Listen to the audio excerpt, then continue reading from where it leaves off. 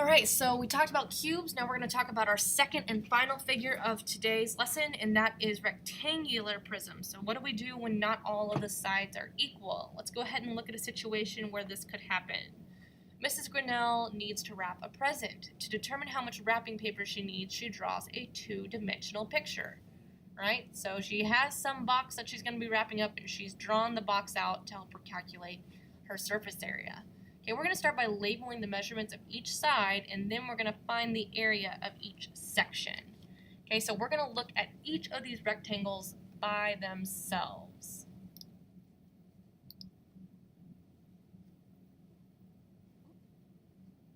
Okay, I know that each of these is a rectangle, okay, which means that opposite sides are going to be congruent.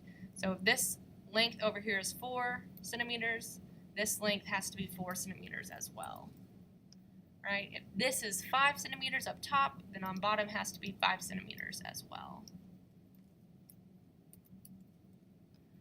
All right. I know that if I fold this box up, this edge is going to end up meeting along this edge, which means they have to be congruent. So both of these are going to be 4. So I'm going to go ahead and fill in 4 and 4.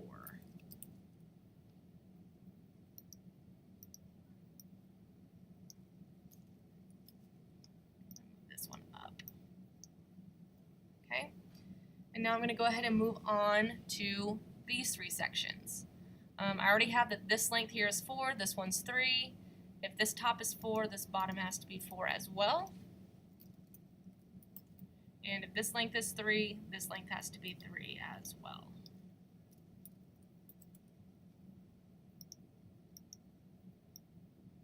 Okay, again, if this length is 3, then the side across from it needs to be 3. And if this length is 3, the side across from it also needs to be 3.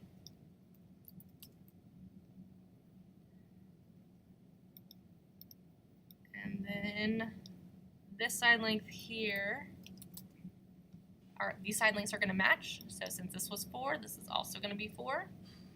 And then this is the only one that's just a little bit tricky. We know that these 2 side lengths are going to end up matching up, so that makes this 4 centimeters. Okay, and again, it's the same thing over here.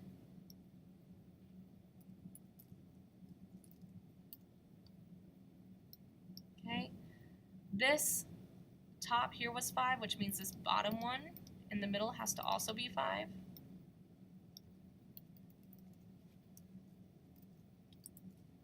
Okay, and then again, these 2 opposite sides have to match, so that means that this is also 5.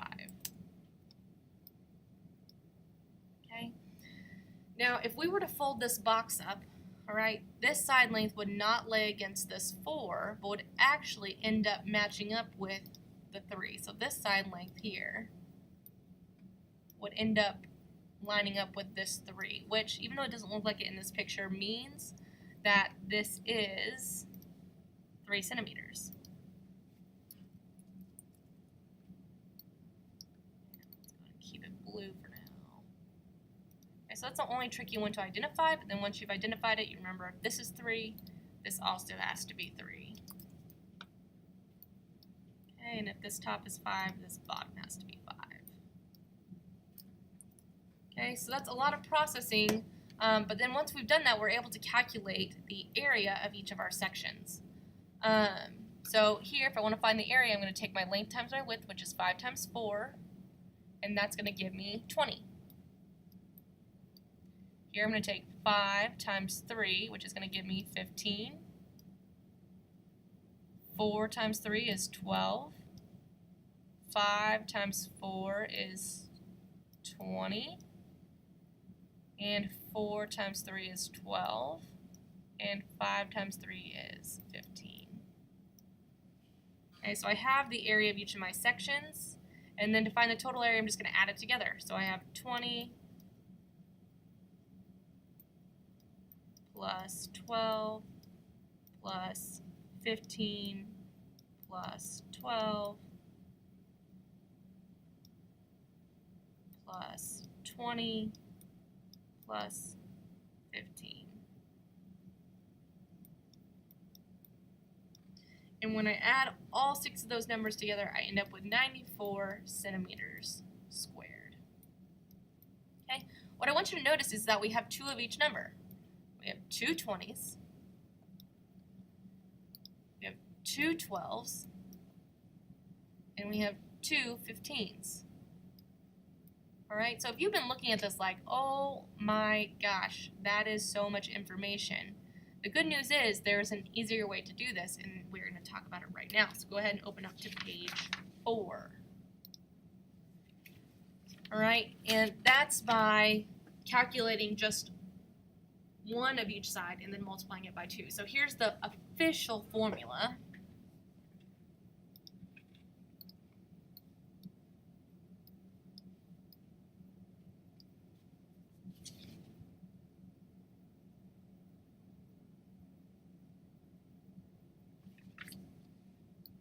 Two times the sum of the length times the width plus the length times the height plus height times the width. Alright, so we're going to go ahead and start practicing that right now with 2-dimensional objects. Alright, so I'm going to find the area of each of these faces that I can see. So in this first image, I'm going to take 7 and I'm going to multiply it by my height, which I know to be 3, because these 2 side lengths are parallel, which means they're congruent. So I'm going to take 7 times 3, which gives me 21 inches squared. Okay, I'm going to do the same thing now with this shaded side.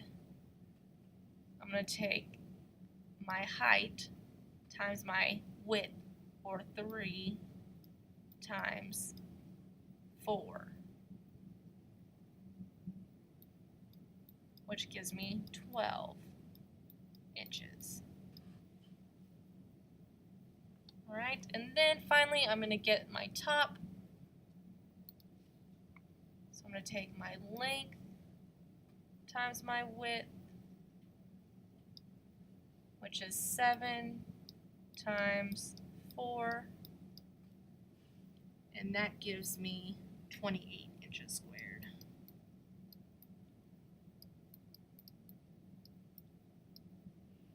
Now I have to remember that I have 2 of each side. I have the front side that's 21 and I also have the back. So I have to add 21 together twice. Alright.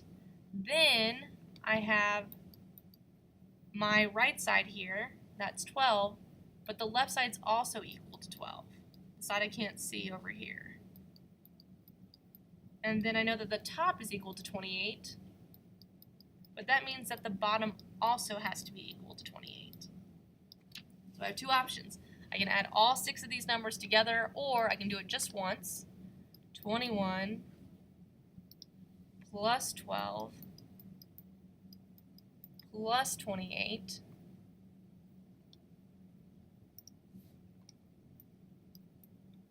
and then I can multiply all of that by 2. Okay, either way, I'm going to end up with 122 inches squared. Okay, pause the video and I want you to try this one on your own and then come back and check your work. Okay, so I have a length of 3 and a height of 1. So I'm going to take 3 times 1, which gives me 3. And then I have my width of 2 and my height of 1, so I'm going to take 2 times 1, which is 2. And then finally, I have my length of 3 and my width of 2, so I'm going to take 3 times 2, which is 6, and I'm going to add all of those numbers together, so I'm going to take 6 plus 3 plus 2, and that gives me 11 feet squared, but I have to multiply all of that by 2.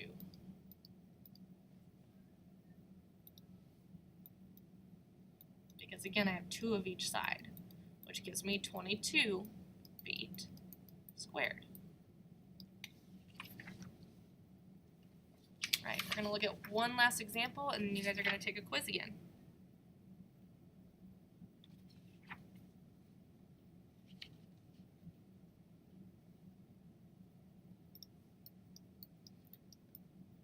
so we're looking at or the last example on page 4. Joe is wrapping a gift in a box in the shape of a right rectangular prism. The dimensions of the box are 5 inches by 6 inches by 2 inches. Construct a net of this prism and determine the minimum amount of wrapping paper needed. Okay, ooh. So I'm going to start by making the bottom. By making the bottom. I always draw my bottom first. Okay, and I know that the bottom is going to be 5 by, I'm going to say, or 6 by 2. Now, if you want to use different dimensions, that's fine. I'm going to use 6 by 2. You can shuffle your dimensions around and it will still work. And then I'm going to draw my sides from there. So first I'm going to draw the front and the back. Now I know that this is going to have to still be 6, and then this is going to be my missing dimension of 5. Which, let's go ahead and draw this to be just a little bit more accurate looking. Okay. And I know there's going to be a back side and a front side. And then I'm going to draw the 2 sides that would fold out from the box, the left and right side.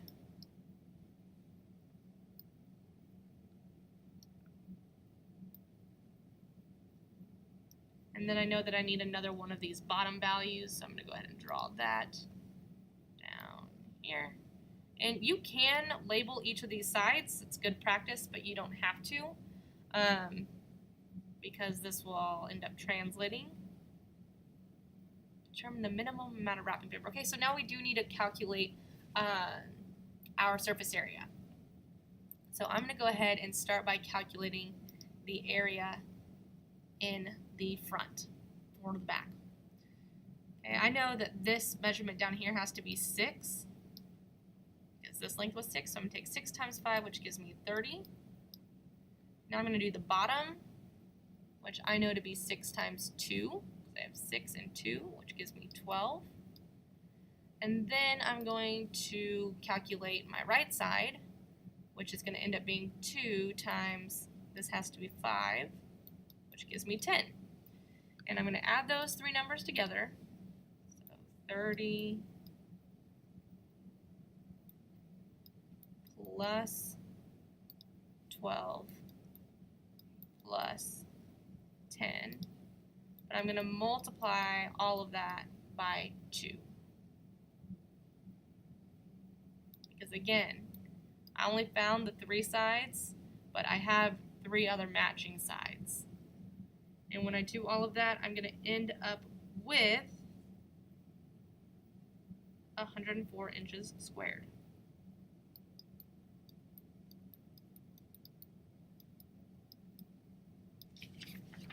Okay, I want you to go ahead and move on to the quiz, and then check your work and watch the videos if you need to.